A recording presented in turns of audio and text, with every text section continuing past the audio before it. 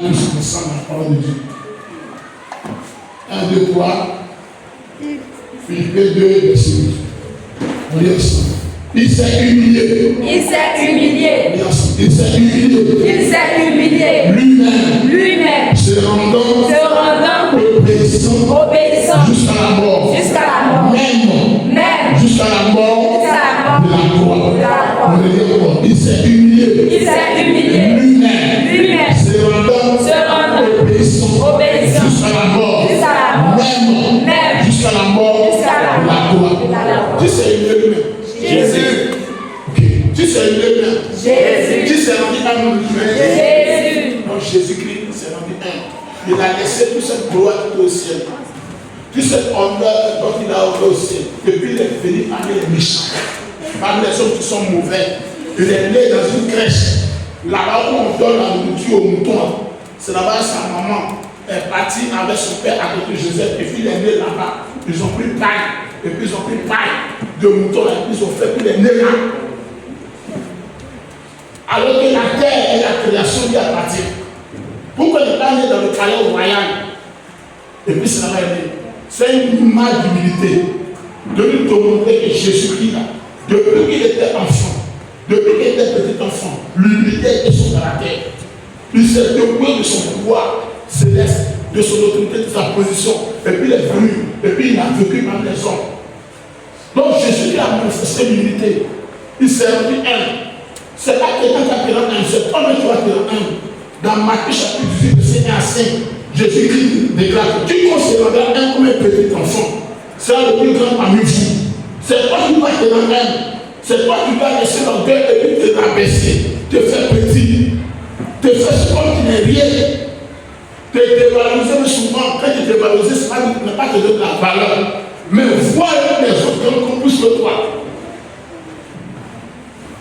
Hier, je disais, quand tu vois le crapaud, c'est le symbole de l'orgueil. Quand tu vois le crapaud, quand tu se confie à des gens, surtout qu'on fait ton parole, il faut que tu sois démontré par l'humilité.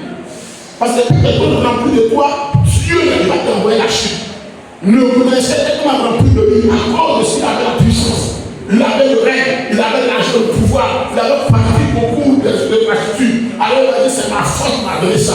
Quand tu construis toi-même et que tu ne prends plus sur ce que tu as, ce que tu es, sur ton titre, ton pouvoir, bien aimé sur l'orgueil, Dieu va te faire tomber. Parce que l'unité là, ça précède l'élévation. L'orgueil précède la chute. Beaucoup de chrétiens ne sont pas élevés dans les églises parce que quand Dieu est dans nos cœurs, il y a trop d'orgueil dedans. C'est qu'on doit être délivré de l'orgueil et puis revenir à l'humilité. Sinon, Seigneur Jésus nous a montré la voie de celui qui a prêté de la voie de l'humilité. Nous aussi, nous tous nous sommes venus ça. Le modèle d'excellence qu'on suit là, c'est Jésus-Christ. Paul dit sur les imitateurs comme si imitateurs de Christ. Donc, on va aller chercher l'humilité. Sauf le chapitre 2, il y en a vu. La Bible dit, vous tous un du pays, cherchez les ténèbres. Vous tous un pays, cherchez l'unité. Vous tous recherchez l'unité. On recherche l'unité. Je suis servi un.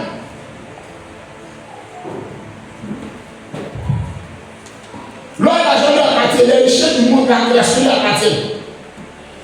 Il peut se relever de ça.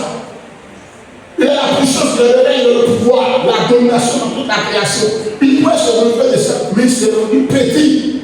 Il s'est abaissé. Maintenant, on avait une femme qui a commencé de l'adultère. Dans le livre de Jean chapitre 1, Jésus même s'est abaissé à terre. Il s'est assis les pieds à terre pour montrer sa passesse, pour montrer qu'il est humble. L'église, la chrétienne doit revenir à la vertu, au caractère de l'unité de Christ. En Jean non plus, on demande à Dieu beaucoup de choses, mais on laisse l'essentiel. C'est le caractère de Christ, la transformation de notre vie, pour qu'on soit humble. Parce que quand tu es humble, tu ne pries pas trop. Quand tu es humble, tu ne gênes pas trop. C'est bon de prier de gêner. Mais quand tu vois encore l'unité, il te donne la grâce. Quand tu dois avoir l'unité, il te donne l'élévation. Dieu aide les personnes qui sont humbles. Si Dieu te Dieu aide, il voit encore l'unité, il va aider à ce moment. La grâce de Dieu est sur l'église des humbles, sur le peuple des humbles. Dieu choisit les personnes qui sont humbles. Hier, dans ce Marie n'a pas été choisie parce qu'elle s'appelait Marie. Il y a plusieurs jeunes filles en Israël qui s'appelaient Marie. Marie n'a pas été choisie parce qu'elle était la seule fille vierge. Marie a été choisie parce qu'elle était humble. Parce que quand Dieu du ciel a regardé le comportement, l'attitude de Marie, chaque jour, c'était une attitude d'humilité. Il dit, je peux pas prendre cette âme-là qui est un pour moi et je vais passer par son sein. Elle est à côté, elle lâche la bassesse de ta servante. L'humilité de ta servante, c'est ça qui a fait la déception. Vous pouvez nommer dans une famille, vous pouvez nommer dans une église, vous pouvez nommer dans une lieu d'activité, de travail, avec des collègues. C'est parce que Dieu te donne la promotion. C'est parce que Dieu te donne les relations, c'est l'humilité. Beaucoup de gens aiment visiter les messagers, c'est la tête, non pas que deux blocs, mais jamais la tête. Pourquoi? Elle a tête dans sa main, l'esprit supérieur.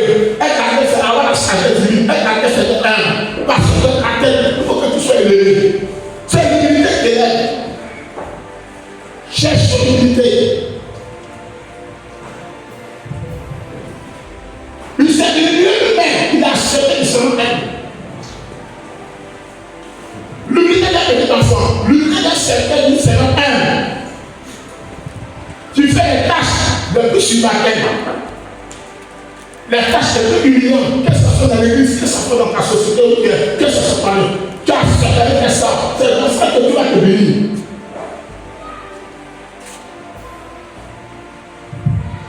On m'a raconté l'histoire d'un père dans l'évangile, une chapelle de Oyodopo.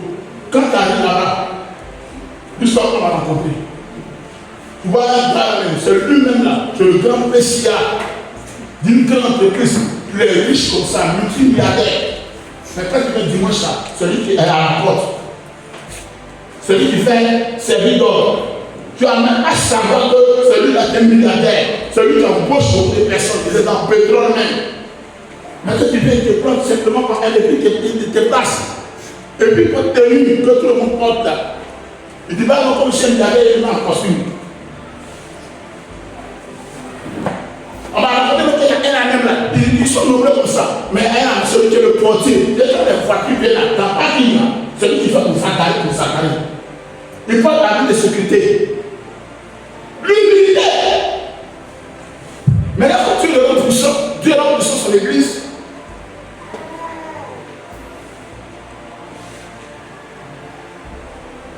Le patron de la même là, celui qui a le contact du plus d'argent qu'un banque.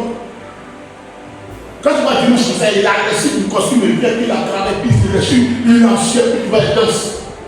L'humilité. Tu vois les femmes qui sont riches là. Tu sont milliardaires, les femmes qui sont les femmes en potentiel, les femmes qui travaillent dans les institutions internationales, tu vois, c'est là ça te brosser les pieds comme ça. Quand tu arrives dans la maison, ils sont deux comme ça, les pieds couchés comme ça, quand tu laves l'église. Son église là, il fait 4 heures de temps pour marcher dans son église. Toute son église là, ça fait comme tout Azibo. Tout Azibo. Chaque dimanche, il y a 50 000 personnes qui rentrent dans son église pour faire culte. Donc, tu peux faire 3 heures de temps pour marcher pour sortir de l'église. Mais tu vois les femmes qui sont assises comme ça, qui sont en train de laver. Quand tu as de travail à la femme, on te dit son poste, son titre. Tu n'as même pas peur que c'est une femme comme ça.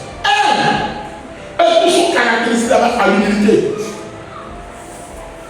L'humilité d'un enfant, l'humilité de service. Tu n'as même pas savoir qui est là-bas. La seule chose, le caractère qu'ils ont, c'est l'humilité. Mais quand tu vois certaines personnes qui sont en gueule, lui seulement qu'il a un petit truc là qu'il fait, il n'est même pas directeur de société, peut-être qu'il est instituteur, il est dans l'église là, il va avoir la première place.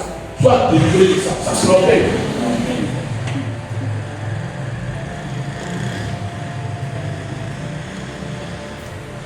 L'humilité.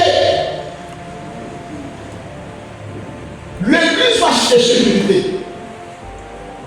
On prie pour beaucoup de choses, on ne gagne pas souvent. On jette pour beaucoup de choses, on ne va pas souvent. Parce qu'il y a l'orgueil en nous. Quand tu as l'humilité en toi, il y a des choses que tu demandes facilement, et puis Dieu va te donner.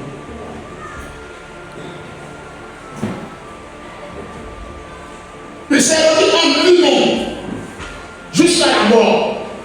Il s'est rendu au péché jusqu'à la mort de la croix. Quand une personne est humble, l'un des signes de la marche et de la voie d'une personne qui aime, c'est l'obéissance aux instructions. Ton unité est déterminée lorsqu'on te donne des instructions, on te donne des ordres. Va faire ça, et puis on voit si tu vas le faire, même si ça ne t'arrange pas. Si tu dois obéir, c'est que tu aimes. Ah non, il n'y a pas de temps. Aujourd'hui, là maintenant, c'est quelle réunion? Tu as l'enveille. Moi, j'ai des affaires à faire. Moi-même, je dois m'occuper de quelque chose. Et puis, tu laisses la tâche de son temps et Dieu t'a confié dans sa maison. Nous tous, on est ici pour servir Jésus-Christ. Nous tous, on est ici pour Jésus-Christ. Mais tu laisses la tâche de responsabilité. Quand c'est pour Dieu, tu n'es pas pressé. Mais quand c'est pour toi et pour les pains, souvent tu es pressé. C'est l'orgueil. Tu n'obéis pas ça. Tu ne fais pas ça. C'est l'orgueil. Une personne qui aime va mettre les intérêts de Dieu d'abord. Il va dire tout ce qui concerne Dieu. Je dois faire ça d'abord avant moi-même d'abord. Pas que si c'est pour toi. Une personne qui aime est caractérisée par son obéissance aux autres qu'on lui donne. Je dois Jésus-Christ, notre Seigneur, a dit grâce aux soldats, commandants de l'armée, capitaine, colonel, c'est le nom du Seigneur pour dire, je ne suis pas digne de m'approcher de toi, mais dis seulement une parole. Tu vas sortir ta bouche, je sais que par la foi, la parole qui sort de ta bouche à mon serviteur, tu es mon assistant, mon fils spirituel, celui que j'aime le plus, tu es couché avec mes sœurs. Si tu dis parole, il va te guérir. Et puis dis à toi, Jésus, moi qui suis un commandant, au-dessus de moi, j'ai un colonel général. Au-dessus de moi, j'ai un général. Si mon général me donne des ordres, moi aussi je donne des ordres à quelqu'un. Je dis à lui, va, il va aller, je dis à l'autre, faire, il va faire. Dans l'armée, dans toute l'armée, qu'il soit gendarme, qu'il soit policier, qu'il soit militaire, qu'il soit haut forêt, tout corps d'armée que vous connaissez, dans l'armée, un soldat n'est pas déterminé par l'arme qu'il porte.